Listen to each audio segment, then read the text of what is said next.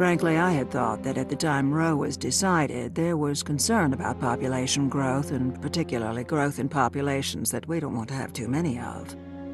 Ruth Bader Ginsburg, United States Supreme Court Justice, July 2009.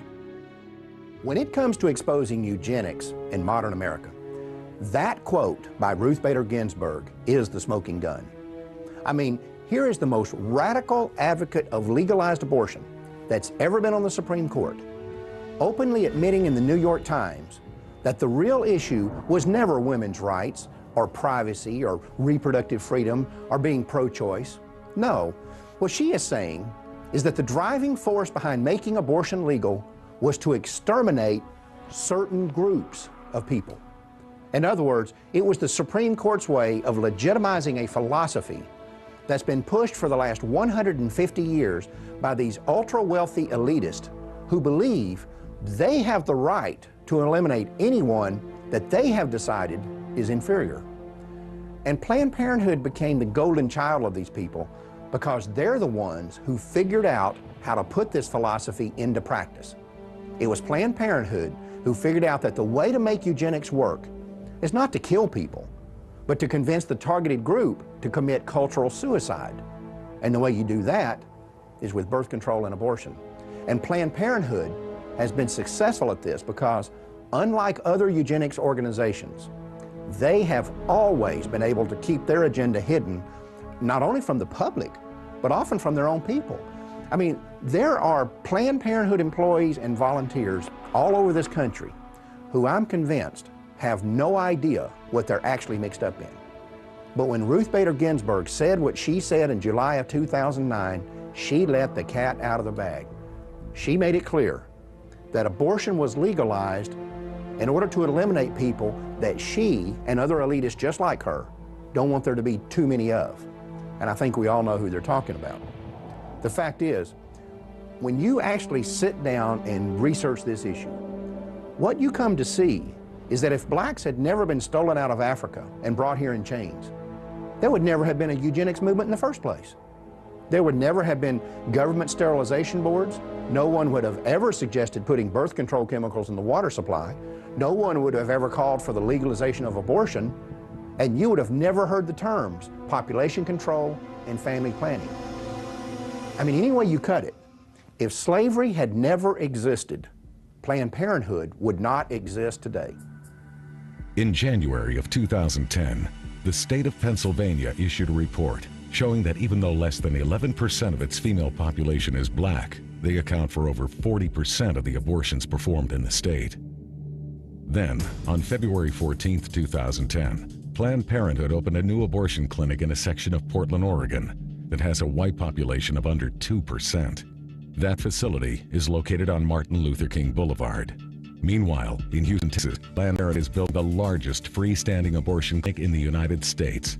Scheduled to open in April of 2010, this massive facility is being built in the middle of 4 neighborhoods whose residents are overwhelmingly Black and Hispanic. We need to remember that over 60 years ago, a man who could today be called the father of modern-day eugenics proposed that population control clinics be concentrated in minority neighborhoods. And now today, the vast majority of Planned Parenthood clinics are located in our neighborhoods. Are we really so naive to believe that this is all a coincidence? We all know that drugs, alcohol, and tobacco are devastating, especially in the Black community. We know that the big corporations target us with the ads and the marketing campaigns. And yet, we don't notice that Planned Parenthood is doing the very same thing? We need to pay attention to the fact that in the 1960s, when we as African Americans began to demand our civil rights, for the first time in American history, there began a widespread cry in our government for legalized abortion. Was that coincidence too? Or could it be that when we said we would no longer sit on the back of the bus, a place was being reserved for us down at the abortion clinic? For most people, It may be hard to conceive that the ethnic cleansing going on today through legal abortion began with the fear of freed slaves. But as you have seen, that is exactly what happened. When colonization failed, Charles Darwin and Francis Galton were there to tell the world that people of African descent were just one small step above the ape. And white elitists embraced that philosophy, not because they had studied it and found it to be true, but because it gave them the permission they needed to wipe us out. And that launched a chain of events that quickly took on a life of its own. Every time one eugenics strategy failed, another was invented to take its place. It was a pattern that would be continued from one generation to the next until they finally discovered the strategy that worked.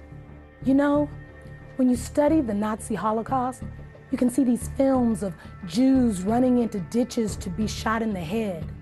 You can even see films of them actually walking into the gas chambers. And it's tempting to ask yourself why they didn't fight back. I mean, if you're going to be killed anyway, what do you have to lose? Perhaps the answer is that they simply could not believe it was really happening.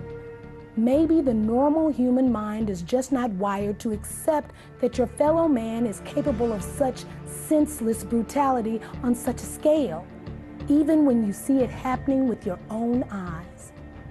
As African Americans, we need to recognize that we are doing the same thing. We need to understand that terms like pro-choice and reproductive rights and family planning are nothing more than marketing slogans. They're just code words that organizations like Planned Parenthood use to hide the fact that we're voluntarily submitting to the will of those who have been trying to exterminate us since the day slavery ended. At the beginning of this program, we told you that the Ma'afa didn't end with the freeing of the slaves, and that in fact, it hasn't ended yet. Now you've seen the rest of the story. Now you know that legalized abortion is more than just a crime against humanity.